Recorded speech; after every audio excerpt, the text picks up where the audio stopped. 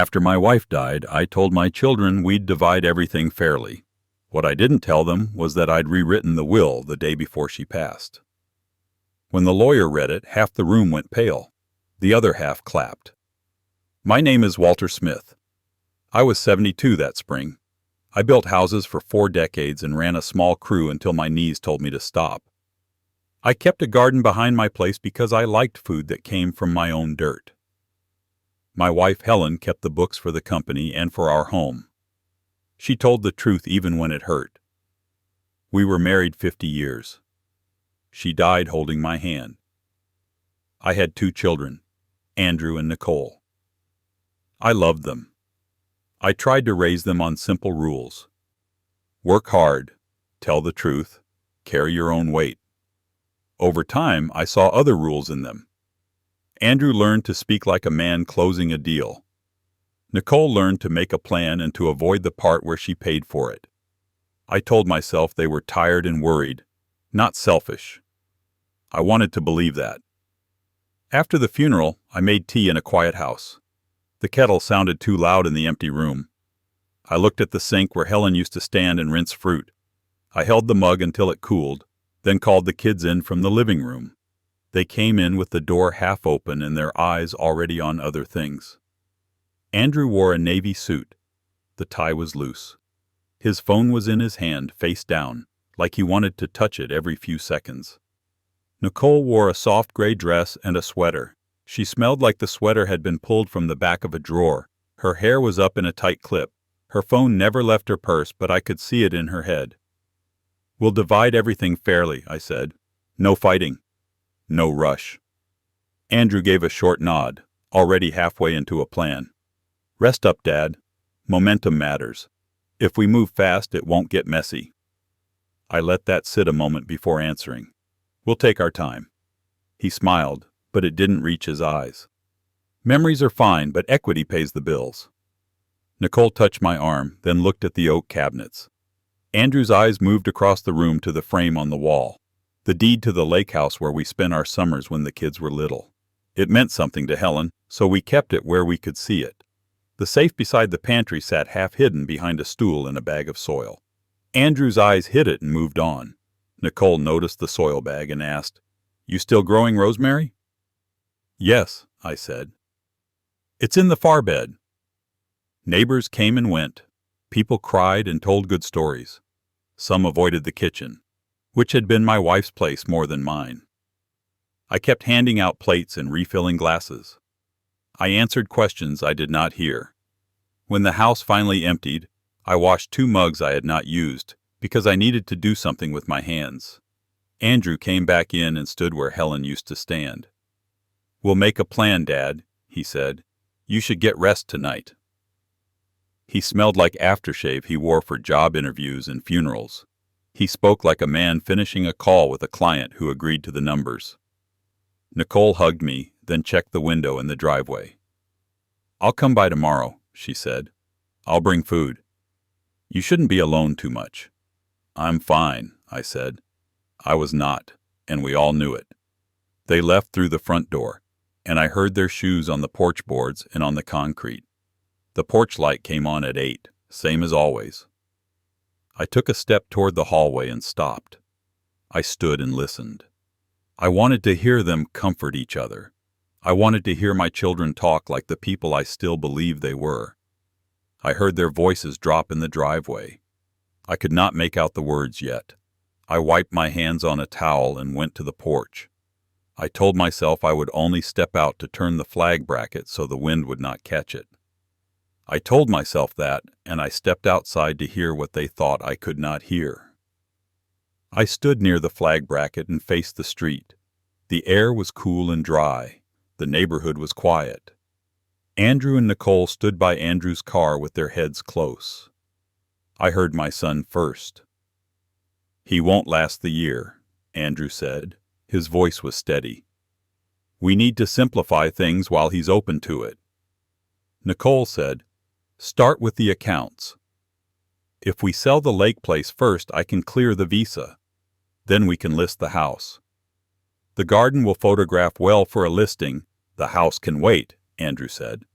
We renovate this one and get him into a good residence. He'll be safe, meals, meds, all that. Then we do the rest. We should handle access now so he doesn't start changing things." A car went by and drowned a few words. I still heard the shape of it. They were making steps like they were moving freight. They were sorting my life into boxes they understood. Sell, move, decide. They were not talking about me. They were talking about a problem. I looked at my son's posture. He always stood like he was ready to walk away. Head slightly forward, knees unlocked, one foot turned toward the exit. He started in sales and stayed there. The watch on his wrist was new. He always bought a new watch when he felt he had advanced. He told himself that kept him hungry. He told himself it was a reward he had earned. I looked at my daughter's hands. The nails were short and unpainted. She had put herself through a certification program after her divorce. She was good at the work, but she did not like hard conversations. She put off payments until they piled up. When the pile got too high, she called me. The last time was in February. I paid the dentist and the brake job. She brought me soup the next afternoon and said thank you 3 times, but not in a way that felt settled. I tightened the small screw on the flag bracket so the flag would not rattle. My fingers hurt. I kept my face smooth and my voice quiet. Nicole said, "He's alone now. He'll say yes to the person who sounds like Mom." "Then we sound like Mom," Andrew said. "We'll be gentle." I made a small sound with my throat so they knew I was there. They both turned fast and smiled like it was a picture day at school. "Night, Dad," Andrew said. "I'll call you in the morning," Nicole added. "Night," I said. They got in the car. The engine started. They drove away. Red lights faded at the end of the block. I stayed on the porch for a long minute. My heart beat hard, but even. I thought about Andrew's rent last year when his bonus came late. I thought about Nicole's wedding and all the extras she added after we set a budget. I thought about Helen and her steady hands, and how she would have told me to sit, breathe, and think before I did anything. I walked back inside. I turned off the porch light. I stood in the kitchen with the lemon oil still faint in the air. I wondered if grief was twisting what I heard.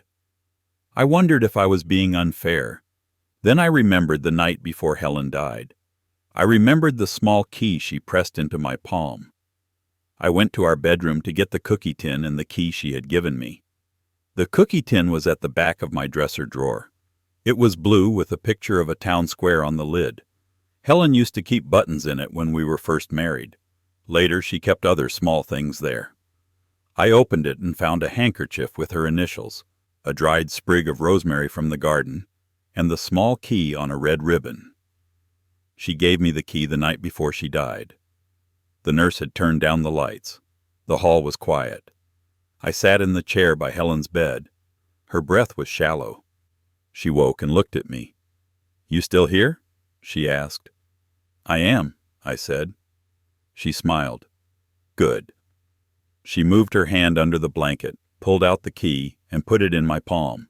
The ribbon stuck to my skin. "Protect what matters," she said. "Do what I couldn't say out loud." "Helen," I said.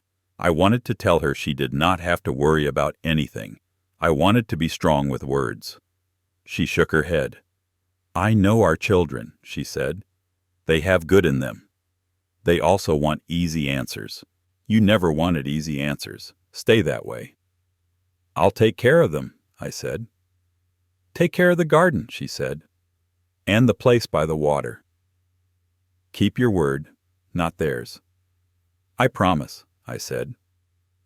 She closed her eyes. Her hand was small and warm. I held it and told her I loved her. She nodded once. The nurse came in. The light seemed different. I knew what that meant. I held the key in my fist and stepped into the hall so the nurse could do what she needed to do.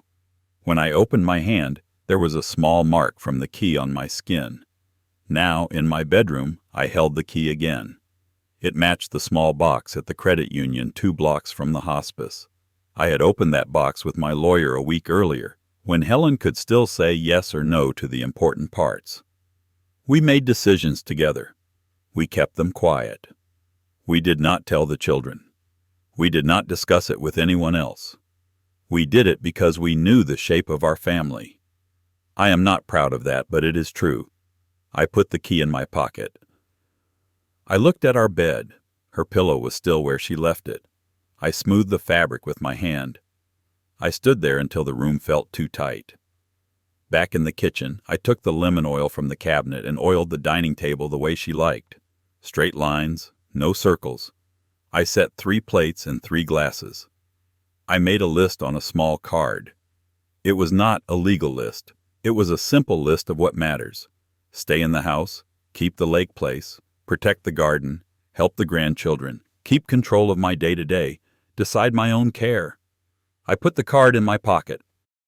I called Andrew and Nicole and told them to come for dinner the next night. I did not tell them what we would talk about. I wanted to hear them say what they wanted.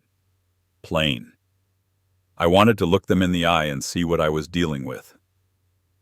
Then I sat alone at the table until past midnight. I did not turn on the television. I did not pick up a book. I let myself feel the loss, and I let myself get past the first sharp part of it. When I stood up, I felt steadier. I blew out the candle I had lit for Helen on the counter, washed the holder, and put it away. We had a lot to do, and the time for soft talk was over. The time for clear talk was next. I chose the dining room again. I made beef stew and baked cornbread because both hold heat and taste good the next day. Andrew arrived first. He came in fast, put his phone on the table, then checked his wristwatch. He looked at the table and nodded like he approved of it. He liked things that looked orderly on the surface. Nicole arrived 10 minutes later. She hugged me and held on a second longer than usual. Her face was softer than the night before. She had been crying. She smiled at the stew. "Mom would like this," she said. We ate. For a few minutes we were quiet. Then Andrew cleared his throat, ready to lead. "Dad, I called a realtor," he said, "just to get a feel for numbers on the lake place. It's a strong market. We can move quickly if you agree." Nicole nodded. "You shouldn't be alone here. It isn't healthy. We should at least tour a residence with good staff and regular meals. You'd meet people, activities. It might help." I looked at them. I did not raise my voice. "Before we get into plans," I said, "who watered the garden while your mother was sick?" They glanced at each other. No one answered. "I did," I said. "Every morning. It mattered to her." Nicole shifted in her chair. "That's nice, Dad, but we're trying to be practical. You can't do all of this by yourself." "Practical is fine," I said. "Explain your plan." Andrew leaned forward. "We list the lake place first. It's underused. The taxes are wasteful. We get you set up in a residence where they can watch your meds and diet. Then we discuss this house. It needs work before any sale. We'll manage it." Nicole added, "We can help with errands and your appointments." "You won't be stuck." I set my spoon down. "Not everything that looks efficient is right," I said. "The lake place stays with me. The garden stays. I will not be moved." Andrew's face tightened. "You're not thinking clearly. This is the mature way to do it." Nicole softened her tone. "We just want to take care of you."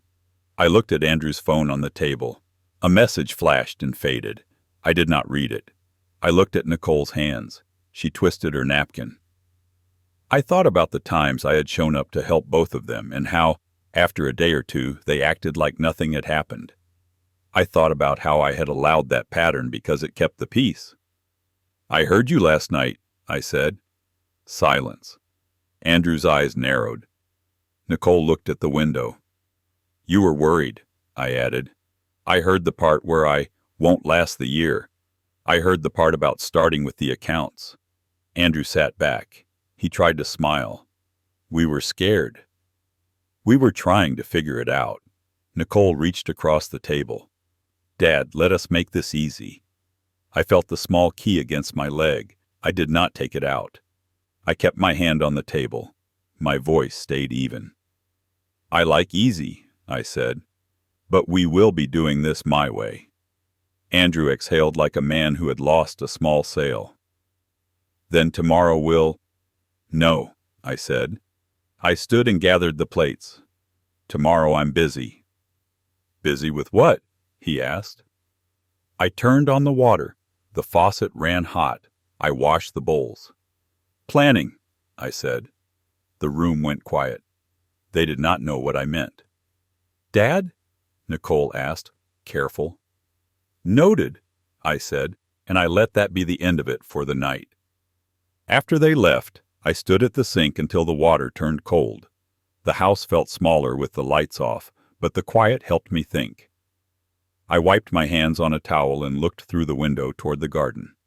The rosemary bushes Helen planted still stood tall against the fence, even after the late frost. She'd said once that rosemary was for remembrance. Standing there, I understood what she meant. I had spent my life building homes for other families. This one, our home, was meant to stand for her, for what we made together. I wasn't going to let anyone strip it for parts or turn it into quick money. Helen trusted me to guard the things that carried our name and our work. My children saw property, I saw history. They would learn the difference. What came next wouldn't be a shouting match or a tantrum. It would be steady, quiet, and final. When I was done, no one would dare call my wife's life or mine assets ever again. You don't want to miss it. But before we continue, please subscribe to the channel and write in the comments what time it is where you are now. I drove early the next morning. The streets were empty. I parked by the small credit union near the hospice and sat in the truck until the clock on the dash hit 8. My hands were steady. I was not here to make trouble. I was here to follow through on what Helen and I had started. The box was small and metal. The clerk knew me by name. I signed, took the box to a quiet room, and lifted the lid. Inside was a yellow envelope with Helen's handwriting. There were also a few things I had put in myself a week before she died. I opened the envelope first. On top was a short letter. It was not flowery. It sounded like her. Walter, you know what I would keep safe. Keep the house and the garden where they are. Keep the lake house for family, not for profit. If the children forget who they are, help them remember. If they won't remember, help the grandchildren instead. Under the letter were notes she had typed. Simple lists. Grandkids. Emily College Savings. Tyler Trade School. She had even written down recipes that mattered to her. Meatloaf. Lemon bars. Her handwriting looked strong in those lines. That steadied me. Beneath the notes were things I had gathered when I started to worry. A small ledger I kept during Helen's treatments. Dates, payments, and who handled them. A folded printout of a bank summary I had asked for after I saw a credit card balance climb for no clear reason. There were several large charges tagged to Nicole's card. Designer store, salon, a weekend rental in Palm Springs. The dates were bad. They fell during the worst of Helen's chemo. I sat there for a long minute. I did not want to think poorly of my daughter. I told myself there could be an explanation. But the numbers were what they were. I tucked the page back in the envelope. I told myself that any change I brought to this family would be a chance for them to change as well. I was not going to cut them off from love. I was going to cut them off from bad habits. The last item was a small recorder I had forgotten I owned. I had set it on my kitchen shelf weeks ago when Andrew came by to talk plans. I pressed play and heard his voice from that afternoon. Sell the lake place before he forgets where he signed. He laughed after he said it. Not cruel. Light. Like it was just common sense. I stopped the recording. I did not feel shock anymore. I felt clean. I put everything back in the envelope and returned the box. In the truck, I wrote one line in my pocket notebook. Tell the truth and they can stand. Lie and they will fall. Then I turned the key and drove home. I called Andrew and Nicole for lunch. I told them I had stew left. I kept my tone light. I wanted to give them a straight road to walk if they had it in them. I set the table again. The lemon oil smell felt less like grief and more like order. They came at noon. Andrew brought pastries. Nicole brought a bag of groceries and set them by the pantry without asking where they went. She always liked to feel useful right at the start. I put the small ledger on the table, closed, like it belonged there. I did not announce it. I watched their eyes as we ate. "Dad," Andrew said between bites. I looked at 3 residences. "All have waiting lists, but we could get you in fast if we move now. Full calendar, gym, on-site care. You'd like it?" Nicole nodded. I called a moving service to see how much it cost to pack the house. They gave me a range. I spooned stew and let them talk. When they were done, I picked up the ledger and opened to a page I had marked. I kept my voice even. "Nicole, on the week your mother had her last round of chemo, there were large charges on a card with your name. Do you know what they are?" She stared at the page. Color rose in her face. "I was stressed," she said. "I made mistakes." "I'm sorry, Dad. I shouldn't have." I held her eyes. "Thank you for saying that." She nodded and looked down. Her hands shook. "I can fix it," she said. "I can pay it back." "Good." I turned to Andrew. "When you came by 3 weeks ago, you joked about selling the lake place before I forgot where I signed." "Why did you say that?" He froze. Then he tried to laugh it off. "Dad, it was a dumb line." I didn't mean anything by it. "You meant something," I said. He took a breath. "Okay, I'm worried. That's it. I need a plan. When I don't have a plan, I say dumb things." That was true. He did better when someone else set the guardrails. He made his living that way. The problem was that he thought everyone else lived by his clock. "I want the best for both of you," I said. "But we can't go forward on lies. If we keep down this path, we break Andrew's jaw set. What's your plan then?" I put the ledger away. "You'll hear it soon. It won't be complicated. It will be fair. It will be firm." Nicole leaned in. "Please, Dad. Don't shut us out." "I'm not shutting you out," I said. "I'm asking you to stand up." I cleared the bowls. I left them with coffee. I let them feel the weight of a father who still loved them and would not let that love be used as a tool.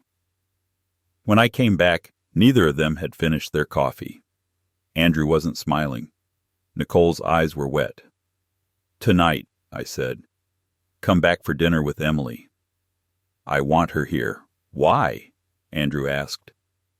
"Because this is her family too," I said, "and I want her to hear the right story." In the late afternoon, I sat at the dining table with Helen's letter. I read it again. It felt like she was at the other end of the table, nodding once. I called a friend who knew how to do the things I didn't like doing and asked for help with something simple. Put Helen's name where it should be, and make sure the garden and the lake house stood for what she believed in. I did not ask for an argument. I asked for a straight line. When my friend left, I walked the garden. I pulled a few weeds and clipped dead blooms. I thought about the time I told Andrew at 13 to put his allowance into a savings jar. He had spent it on a video game and lied. I had made him help me pour concrete that weekend without pay. He learned something then. Later he called it old-fashioned. He laughed when he said it, but he knew I was right. I thought about Nicole at 9 when she took a neighbor girl's bracelet and didn't admit it for 3 days. When she finally handed it back, she was so ashamed she couldn't look the girl in the eye. After that, she was polite to a fault. She learned that her choices had weight. Somewhere along the way, she forgot. I stood by the rosemary hedge and ran a hand along the stems. My hands have scars from job sites and from the time I slipped with a chisel. They also have a feel for good work. Good work is steady. Good work does not chase applause. It stands up to time. I wanted my children to stand up to time. If that meant reforming us from zero, we would start from zero. If that meant they needed to feel the sting of consequence, then we would not pad the blow. I was not punishing them for grief or fear. I was stopping a slide. I went inside and set an extra chair at the table. I put Helen's photo on the sideboard. I put the small key in my pocket. The house felt different again, but this time it felt right, like a house ready for good company and hard words. When dusk came, I turned on the porch light. I could see my truck in the drive, the flag still, the garden dark shapes against the fence. I felt steady. I had one more thing to do before dinner. I carried a folded cloth to the table and placed it by my plate. Inside was a single brass key on a red ribbon and a card with the name written on it in my hand. The Helen Smith Garden and Lake House. They came at 7. Andrew walked in with Emily at his side. She is 16, tall like her mother, broad-shouldered like the Smith side. She hugged me without hurry. "Grandpa," she said, and that took some of the ache out of the room. Nicole followed with a plate of cookies she had baked. The kitchen smelled like sugar and lemon again. For a moment it felt like a normal family night. We ate. I kept the talk simple. Emily asked about a math test. Andrew weighed in like he remembered how to help without turning it into a performance. Nicole laughed at a small joke. It almost felt easy. Then I set my fork down. "I need to say something important," I said. The room went still. "I told you we would divide everything fairly," I said. That was true. "I also told you we would not rush." That was also true. Here is what fairly means in this house. I stood and went to the sideboard. I picked up Helen's photo and set it at the end of the table. "Your mother wrote a note before she passed," I said to Andrew and Nicole. "She wanted the garden and the lake place to stand for family, not as money. She wanted her grandchildren to have a start. She asked me to keep my word." Andrew shifted. Nicole stared at the photo. "I have done that," I said. "As of today, the garden and the lake house carry Helen's name. They are held for the family and for our community. They will not be sold. They will not be flipped. The lake house will host family and a few quiet retreats for families from the hospice each summer. The garden will be a place that feeds people and teaches kids how to grow food. We will set aside part of the harvest for the hospice kitchen. That is what your mother wanted. That is what I want." Andrew's face hardened. "You did this without us?" "I did what your mother asked," I said. "I kept my promise." Nicole put a hand to her mouth. Emily looked from one to the other, trying to read the room. I reached for the folded cloth by my plate and opened it. I held up the brass key on the red ribbon.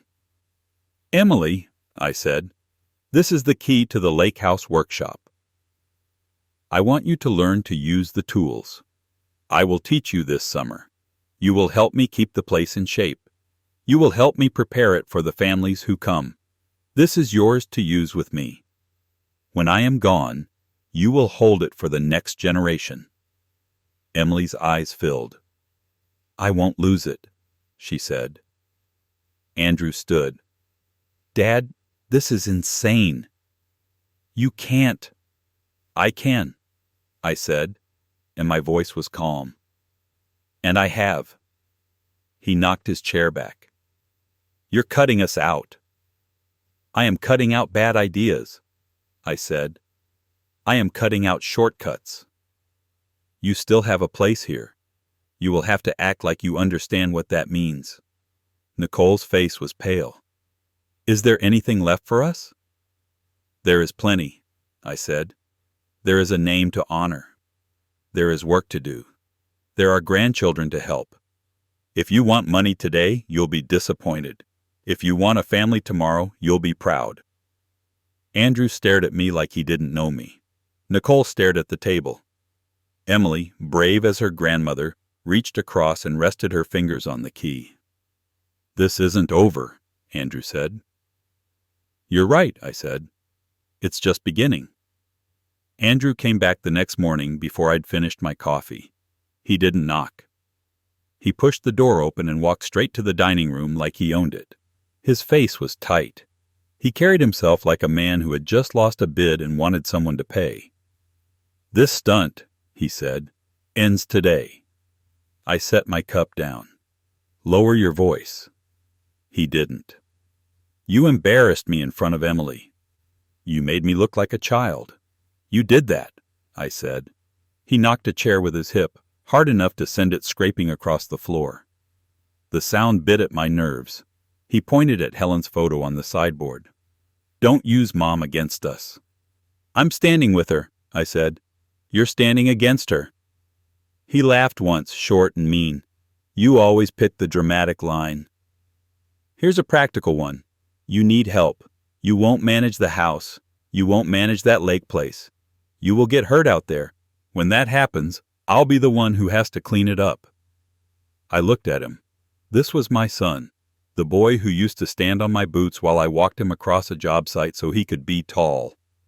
The teenager who wrecked his first used car and called me from a payphone because he was ashamed to come home.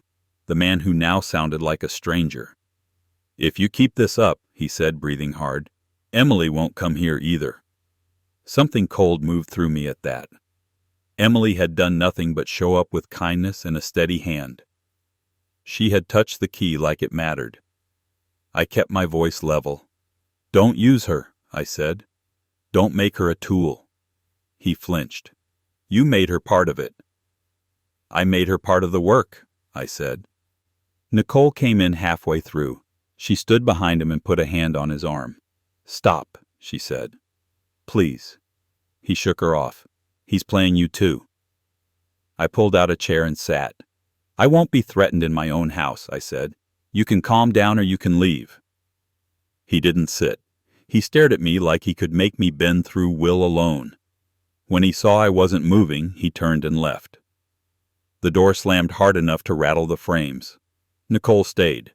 She put the chair back where it belonged and sat down across from me.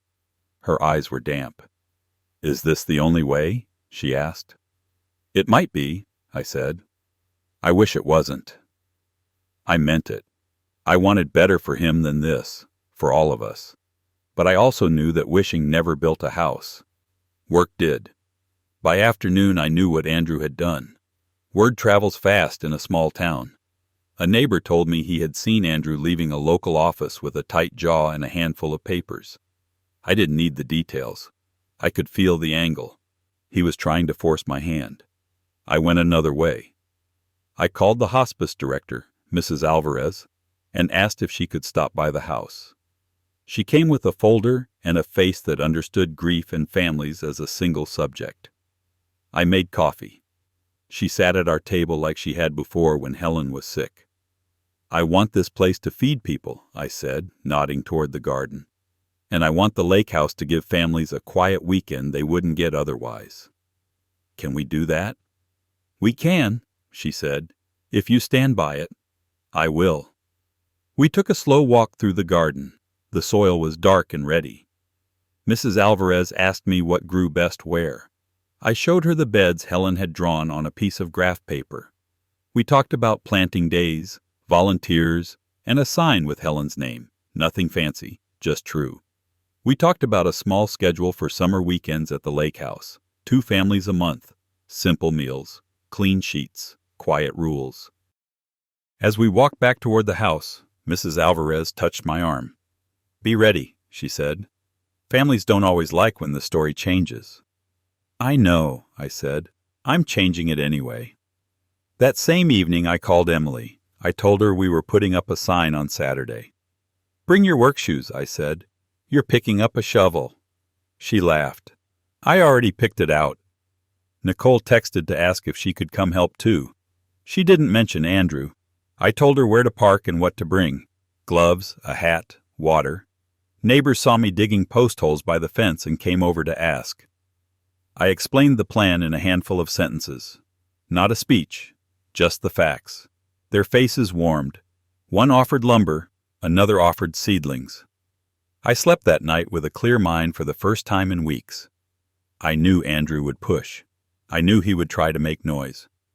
I had chosen to make something else. 2 days later, we sat at my dining table again.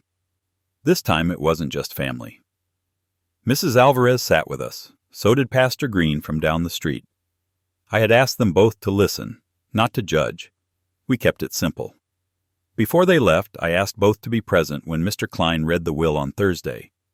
I put Helen's letter on the table. I said, "This is what she asked me to do." I didn't hand it around. I read it. The words were plain. Keep the house. Keep the garden. Keep the lake place for family and those who need it more. Andrew stared out the window, jaw fixed. Nicole kept her eyes on her hands. I set down the small recorder and pressed play. Andrew's voice filled the room. "Sell the lake place before he forgets where he signed." His laugh followed. He closed his eyes when he heard it, like the sound hurt. I slid a single printout toward Nicole. "These charges happened during your mother's chemo," I said. "You said you were sorry. Do you still stand by that?" She took a breath and nodded. "Yes. I'm sorry Pastor Green didn't say a word. He didn't need to." "I only want this to be honest," I said. "I am not trying to humiliate anyone. I am trying to stop a bad turn." Mrs. Alvarez spoke then. "I've seen this in 10 different houses this year," she said. "Grief brings out the best and the worst. The families that do well are the ones that tell the truth and choose the next right thing." Andrew's eyes opened. He looked at her, then at Helen's photo by the sideboard, then at me. "You're really not going to move off this," he said. "I'm not," I said, "because it's right." He swallowed. "What does that mean for us?" "It means this," I said. "If you want to be part of what we're building, show up and work. If you want cash, you won't find it here. Not today. Maybe not ever. If you want trust, earn it. The door is still open for that." He sat back. Something in his posture changed. He looked smaller and more human. He didn't nod. He didn't agree. But he didn't argue. After they left, I stood by the window with the recorder in my hand. I wondered if I'd been too hard. I wondered if there was a gentler path that still told the truth. I couldn't find one that kept us standing. I set the recorder down and picked up my hat. There was dirt to move, and moving dirt has a way of settling a man's doubts. Nicole came alone that evening. She brought a shoebox of old photos and set it on the table. "I thought you'd want these," she said.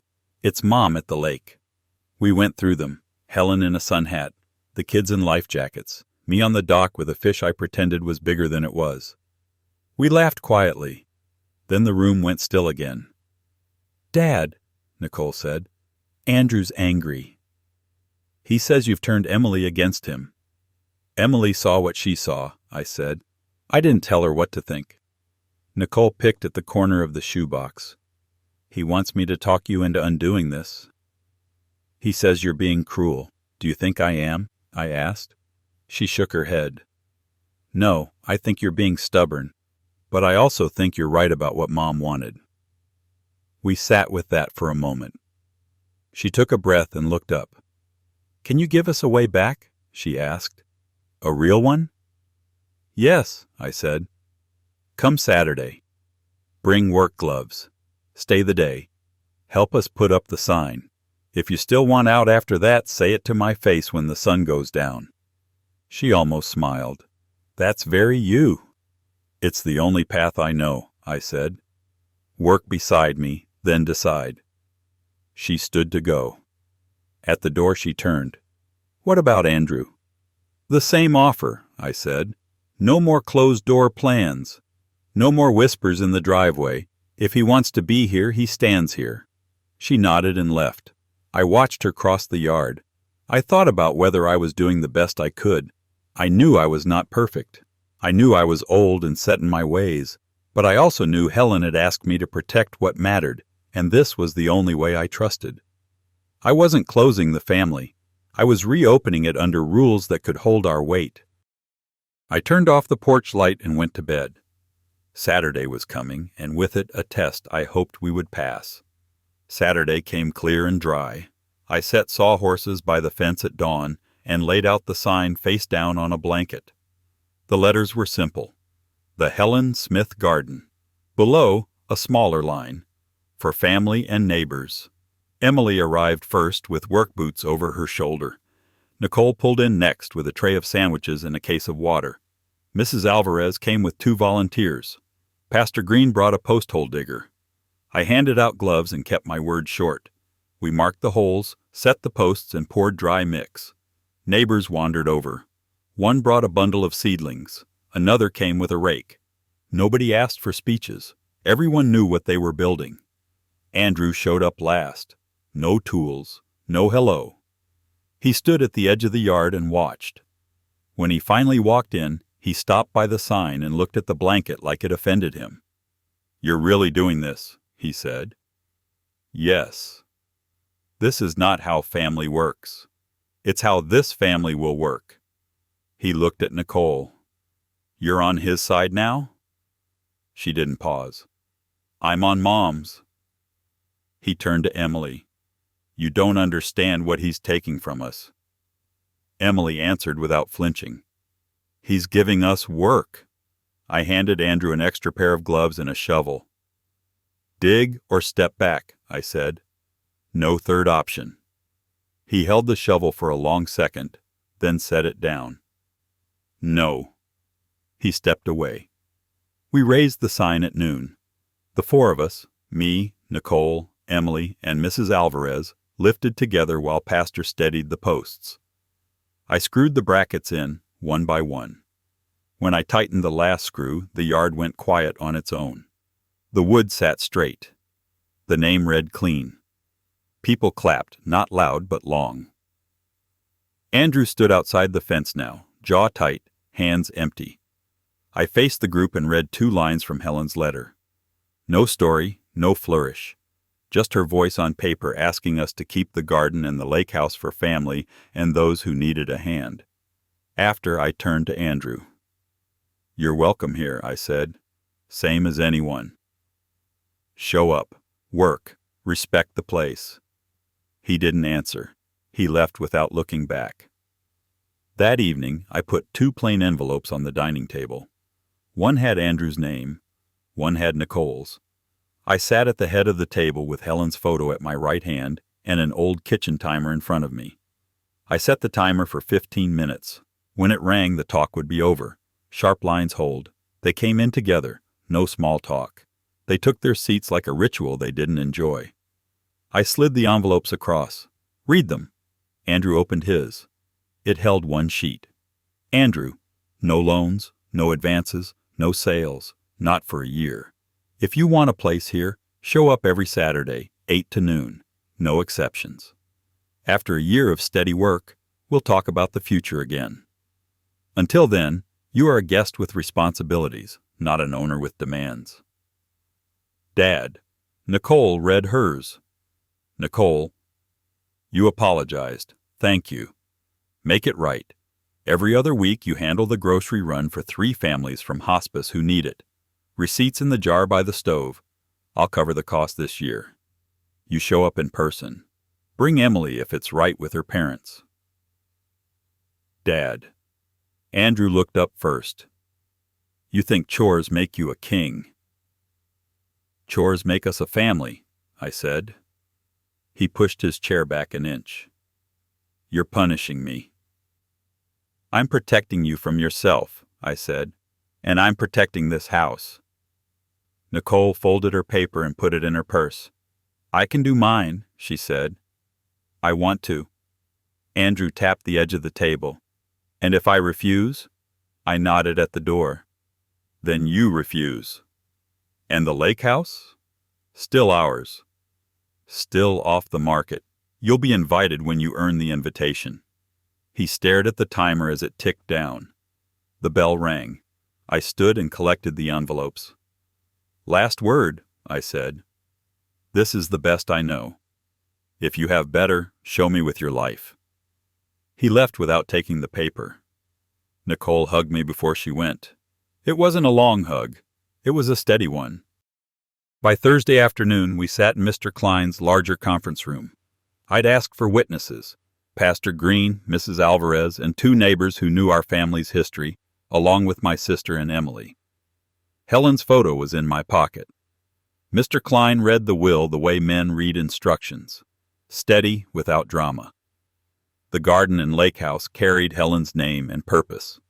The trust set aside school help for the grandchildren. Challenges meant forfeiture. That was one line, not a speech.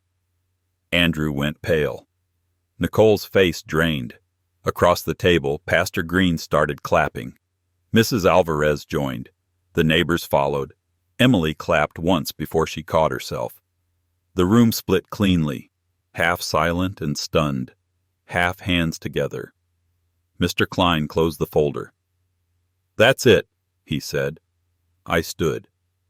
"Now you know," I told them. No more talking to the hallway. No more whispers in the driveway. By Monday morning, Andrew had made noise. He called relatives. He tried to make allies. Some nodded on the phone. Most stayed quiet. People see the difference between spite and spine. I spent the morning edging beds, then drove to the lake to air out the workshop. The place smelled like cedar and dust. I opened the windows and laid tools on the bench. Squares, chisels, levels. I set Emily's name on a strip of masking tape over the small tool drawer. The spare key sat on the hook by the door. I heard a car door and looked out. Andrew was in the driveway, hands in his pockets, shoulders tight. He came to the workshop door and stopped on the threshold like it burned. "This is where you taught me to sand," he said. "Yes." "You were patient then." "I still am. I'm just not weak." He looked around the room. "So this is it. You get your shrine, I get nothing." "You get a chance," I said. "Same as always." He stepped inside. "Let's say I play along. Saturdays, chores, all of it. What do I get at the end?" "You get to know you didn't throw away your name," I said. "You get a place to bring your daughter. You get to show her you worked for something." He stared at the bench. I waited. I have waited on a lot of job sites. Silence there teaches more than lectures ever did. He put his hand on the vise. "You think you're right." "I know I am." He pulled his hand back like the metal stung. "I can't do this," he said, and walked out. I watched him go. It hurt. It should. A father shouldn't enjoy this part. I stood in the doorway and let the air move past me. Then I turned to the bench and sharpened a chisel. Work steadies the hand and the heart. A week later, we held our first open Saturday. Neighbors came with gloves. 2 hospice families arrived in an old minivan. Emily had a clipboard and a pencil and the key around her neck. Nicole stacked crates by the fence and greeted each person by name. The sign caught the morning light and did its job. Pastor Green said a short grace. No sermon. Everyone got to work. We planted tomatoes and set trellises. We filled a basket for the hospice kitchen and sent it off with a jar of Helen's lemon bar recipe clipped to the handle. I kept to the edges and fixed small things. A loose hinge on the side gate, a wobbly board on the porch steps. I don't need to be in the center. I need to keep the center sound. Near noon, a car pulled to the curb.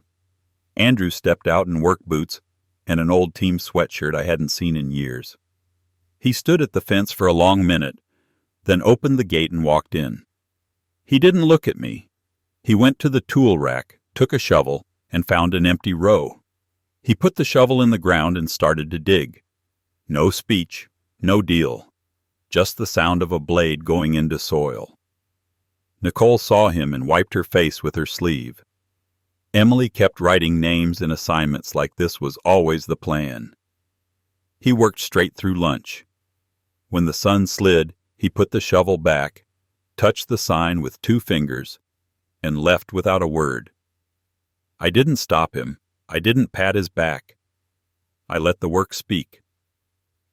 That evening, I sat at the kitchen table and wrote 2 letters. The first to Andrew. Saturdays, 8 to noon, still stand. I'm glad you showed up. The second to Nicole. Thank you for the groceries. 3 families fed this week. I placed Helen's photo where it always sat and turned off the light. The garden was quiet. The house was mine. The name was ours again. The lake key hung by the door for tomorrow. We were not perfect. We were not fixed. But we were pointed the right way, with rules that would hold. If legacy means work, not money, who in your house would still show up on Saturday? Share your stories in the comments section. My grandpa's words really happened. I believe him. If you want more true tales stories like this, hit subscribe.